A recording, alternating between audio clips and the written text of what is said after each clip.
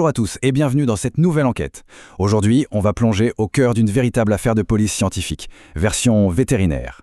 On va voir ensemble pourquoi considérer la perte d'un poulain comme un simple petit désagrément, eh bien c'est en fait une erreur monumentale, une erreur qui pourrait carrément mettre en danger tout un élevage. Alors imaginez un peu la scène. Un éleveur se promène dans son paddock et découvre qu'une de ses 6 juments pleines a avorté. Sur le coup, face à la perte financière, c'est l'agacement qui prime. On le comprend, la tentation est super grande de juste jeter un coup d'œil rapide à la jument, d'enterrer le fœtus et puis de passer à autre chose. Circuler, il n'y a rien à voir. Mais attendez, est-ce que c'est vraiment une bonne idée? Est-ce qu'agir comme ça, en banalisant cette perte comme si c'était juste un événement de routine, ça ne serait pas une erreur massive? Le genre d'erreur qui risque de condamner le reste du troupeau? Eh bien la réponse est sans appel. L'ignorer, ça peut coûter extrêmement cher. Ce qui nous amène à notre première étape, la sécurisation de la scène médicale, une priorité absolue. Dès l'instant de la découverte, stop, on ne touche plus à rien, on fiche tout. La toute première chose à faire face à ça, c'est de bloquer l'engrenage. Il faut placer la jument en isolement strict, mettre le fœtus et les membranes dans un conteneur parfaitement étanche pour l'autopsie, désinfecter de fond en comble le site exact de l'avortement et, c'est crucial, geler absolument tous les mouvements de chevaux qui quitteraient la propriété. Ça vous donne une idée du niveau de quarantaine strict qu'on exige ici, non? En fait, la jument isolée a besoin d'un soigneur dédié, qui n'entre jamais en contact avec les autres chevaux pleins.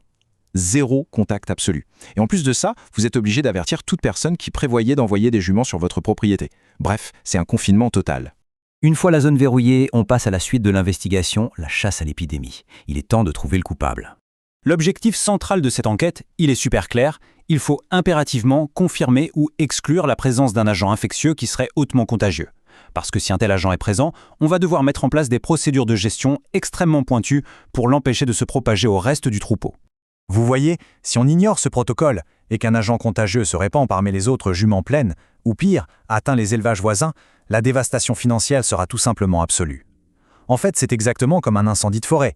Sans une détection et un confinement immédiat, les dégâts deviennent très vite incalculables.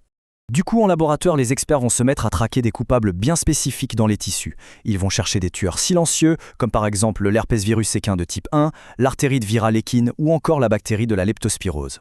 Et chaque suspect nécessite des examens de labo hyper ciblés pour être identifié formellement. Ça peut se faire par une histopathologie détaillée ou carrément par l'isolement direct du virus.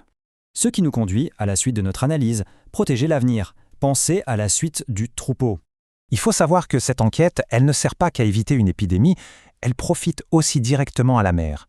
Poser le bon diagnostic permet par exemple d'identifier une placentite infectieuse. Pour faire simple, c'est une infection localisée mais qui est profondément installée dans la muqueuse de l'utérus. En connaissant exactement l'organisme responsable et surtout ses sensibilités aux antibiotiques, le vétérinaire va pouvoir traiter la jument de façon optimale. Et ce qui est génial, c'est que ça permet même de fournir des antibiotiques préventifs à un éventuel poulain qui parviendrait miraculeusement à naître vivant. Ça lui offre une vraie chance de survie. Après, les maladies contagieuses ne sont pas les seuls coupables. L'autopsie, ça permet aussi de démasquer ce qu'on pourrait appeler les récidivistes silencieux. En inspectant minutieusement le placenta, on peut découvrir des problèmes purement structurels. On parle par exemple de grossesse gémellaire, de cicatrices utérines sévères ou même d'anomalies congénitales. Au bout du compte, le fait d'identifier ces problèmes précis, eh bien ça donne tout simplement le pouvoir d'agir. Ça permet de prendre les bonnes décisions et d'établir une politique de reproduction pour l'avenir qui soit sûre et vraiment efficace pour cette jument en particulier. L'idée, c'est de prévenir à tout prix les avortements à répétition ou les risques d'infertilité. Et enfin, la dernière étape, les protocoles d'autopsie et les différentes options diagnostiques. Alors, pour jouer les détectives médicaux et obtenir toutes ces fameuses réponses, le vétérinaire a 2 grandes options à sa disposition. Et le choix est plutôt simple, ça va vraiment dépendre de la situation. Soit il réalise une autopsie directement sur place, sur le terrain, soit il emballe tout de manière très sécurisée et expédie l'intégralité à un laboratoire spécialisé. Regardons l'option 1. Là, le vétérinaire opère sur le terrain. Il fait une inspection générale de près, il prélève ses échantillons bactériologiques et, détail absolument crucial, il place impérativement les tissus à la fois dans un fixateur et dans un milieu de transport spécifique pour les virus. Ensuite, il expédie le tout au labo avec l'historique clinique complet de l'animal. Pour l'option 2, c'est un peu différent. En fait, le vétérinaire zappe carrément l'autopsie sur le terrain. Il va simplement envoyer le fœtus entier, avec le placenta complet et l'historique clinique, directement au laboratoire pour qu'il fasse une évaluation centralisée et exhaustive. Vous l'aurez compris, en considérant qu'un avortement n'est jamais juste un simple contretemps, mais vraiment le point de départ d'une investigation médicale indispensable, on peut sauver des élevages entiers de la ruine. Faire une bonne analyse aujourd'hui, c'est tout simplement assurer la sécurité de demain. Abonnez-vous pour plus de vidéos simples et éducatives.